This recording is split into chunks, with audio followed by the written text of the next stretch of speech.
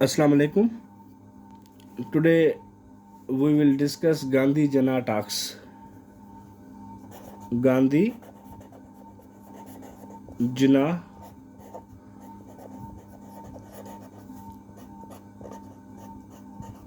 talks 1944.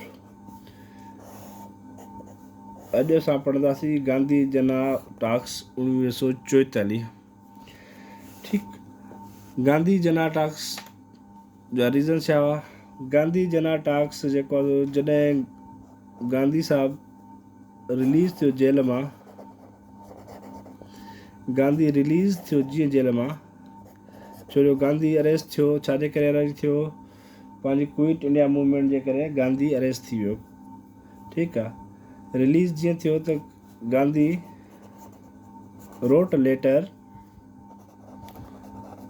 wrote a letter to Mr. Jannah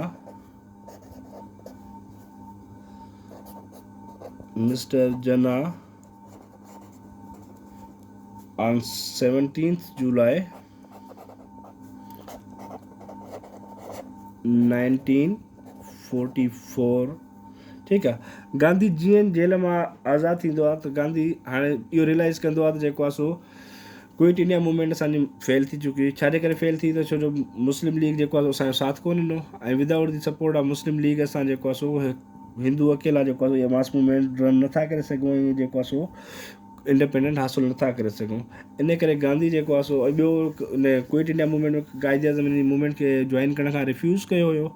refuse कयो हुई त जीअं गांधीअ नारो हयो त क्विट कयो, इंडिया क्विट कयो, त जना नारो हयो त न क्विट ईअं न कयो, पहिरियां डिवाइड कयो पोइ क्विट कयो. जेसिताईं तव्हां डिवाइड न कंदव ओसिताईं क्विट नथा करे सघो. छो जो मुस्लमाननि खे ख़बर हुई त जेको आहे कांग्रेस जो एटीट्यूड मुस्लमाननि शुरूअ खां वठी कीअं रहियो हुयो. ठीकु आहे. त गांधी चए पियो क्विट, जना चयो न क्विट न, डिवाइड देन क्विट. पहिरियां डिवाइड कयो पोइ क्विट कयो. त हाणे जॾहिं गांधी जेल मां जीअं निकितो त गांधीअ खे जना जूं इहे ॻाल्हियूं ज़हन में घुमनि पियूं त बा मुस्लमान जेको आहे सो हिकु त लाहौर में हिस्टोरिकल इवेंट उन्हनि कयो जेके दुनिया पूरी जेको आहे सो उन वक़्तु जेको आहे सो 1 लख माण्हू पार्टिसिपेट कयो, ऐं मीडिया उनखे वॾी कवरेज ॾिनी, ऐं इंडियन प्रेस जेको आहे सो उनखे प्रोपेगेट करे पाकिस्तान जो नालो ॾिनो. छो हालांकि उन में पाकिस्तान जी ॻाल्हि ई न हुई. उहो सिर्फ़ु हिकिड़ी मुस्लिम जी लीग जी मीटिंग हुई. उन में जेको स्टेटस पिया घुरनि, रिप्रेज़ेंटेशन पिया घुरनि, जेका शुरू खां घुरंदा ईंदा हुया. जिते शुरू खां कांग्रेस एग्री थींदी वरी फ्री वेंदी हुई. ठीकु आहे. त गांधी जीअं जेल मां निकिरंदो आहे जना खे ख़तु लिखंदो आहे त जेको आहे सो पाण जेको आहे सो विहूं ॻाल्हियूं कयूं. ठीकु आहे. छा कंदो आहे?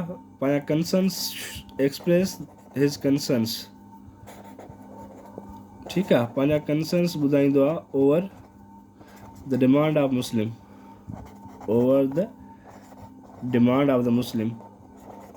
Demand of the Muslims. कहिड़ी डिमांड हुई मुस्लिम्स जी? इहा डिमांड हुई त असांखे हाणे इंडिया सां गॾु नाहे रहणो, हिंदुनि सां गॾु नाहे रहणो, असांखे सेपरेट होमलैंड ॾियो. ठीकु आहे. सेपरेट होमलैंड खपे.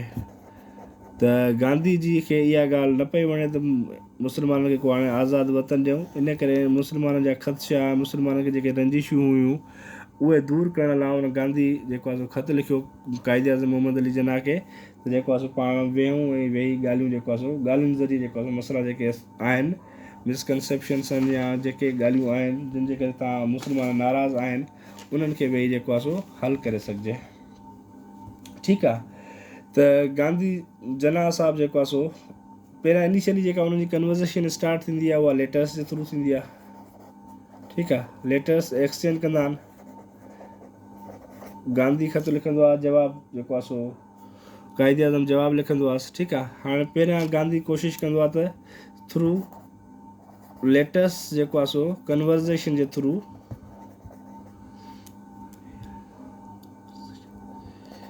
ठीकु आहे थ्रू जेको आहे सो हुनखे कन्विंस करे सघिजे जना खे. कन्विंस. ठीकु आहे. पर जना हुन सां जेको आहे सो लेटर्स ते कन्विंस न थी सघंदो आहे त उन्हनि जी जेको आहे सो पोइ task face to face task जेको आहे सो स्टार्ट थींदियूं आहिनि. टास्क. ठीकु आहे. फेस टू फेस टास्क कॾहिं खां कॾहिं ताईं स्टार्ट थींदियूं आहिनि? फेस टू फेस टास्क ये स्टार्ट थींदियूं आहिनि 19 सेप्टेम्बर खां 19 सेप्टेम्बर 1942 खां 19 सेप्टेम्बर 1942 खां शुरू थींदियूं आहिनि ऐं जेको आहे सो 24 सेप्टेम्बर 1942 ताईं क़ाइदे आज़म ऐं जेको आहे सो गांधी जी जे विच में ॻाल्हियूं हलंदियूं आहिनि। ठीकु आहे। हाणे इहो सुवालु अची सघे थो तव्हां MCQ पेपर में, वधीक हिन मां एतिरो वॾो कोन ईंदो, सिंपल ईंदो त गांधी वेन गांधी जना टॉक्स हेल्ड, गांधी जिना टॉक्स हेल्ड। ठीकु आहे, सिंपल इहो MCQ ईंदो, उन तव्हां सिर्फ़ु जवाब में इहो लिखंदा 1944। ठीकु आहे, गांधी जना टॉक्स कॾहिं थियूं 1944। ठीकु आहे, जेकॾहिं उन खां पुछे गांधी जना टॉक्स, ॿियो MCQ, गांधी जना talks remained from dash to dash. ठीकु आहे, हाणे जेकॾहिं अहिड़ो MCQ अचे त उन में तव्हां लिखंदव गांधी जना टॉक्स कॾहिं खां कॾहिं ताईं हुयूं, सिंपल 19 सेप्टेम्बर 1942 खां 24 सेप्टेम्बर 1942। ठीकु आहे, इन मां इहो MCQ बची सघे थो त गांधी जना टॉक्स जेको आहे सो कॾहिं स्टार्ट थियूं, कॾहिं खां कॾहिं ताईं स्टार्ट थियूं। सिंपल 19 सेप्टेम्बर 1942 खां स्टार्ट थियूं ऐं 24 सेप्टेम्बर 1942 ताईं इहे ॻाल्हियूं हलंदियूं रहियूं। ठीकु आहे, ऐं पहिरीं जेका कन्वर्सेशन स्टार्ट थी उहा स्टार्ट थी थ्रू लेटर्स। ठीकु आहे, थ्रू लेटर्स, ऐं उहो लेटर जेको आहे सो पहिरियां गांधीअ लिखियो जना खे, गांधी लिखियो जना खे आफ्टर रिलीजिंग फ्रॉम जेल। ठीकु आहे, जीअं जेल मां आज़ादु थींदो आहे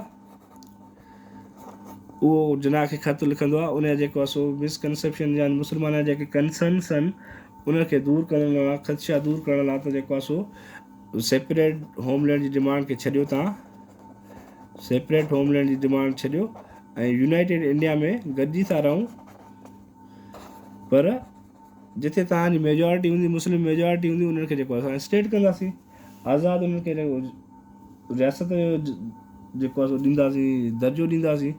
त तव्हां क्विट इंडिया में असांजी सपोर्ट न कई ऐं असांजे नारे खे फेवर न कयो, त इन करे उन कंसर्न्स दूरि करण लाइ गांधी ऐं जना जे विच में टॉक्स होल्ड थींदियूं आहिनि। ठीकु आहे, उहे ॻाल्हियूं हलंदियूं आहिनि, पर ॻाल्हियुनि में हाणे पहिरियां जेको आहे सो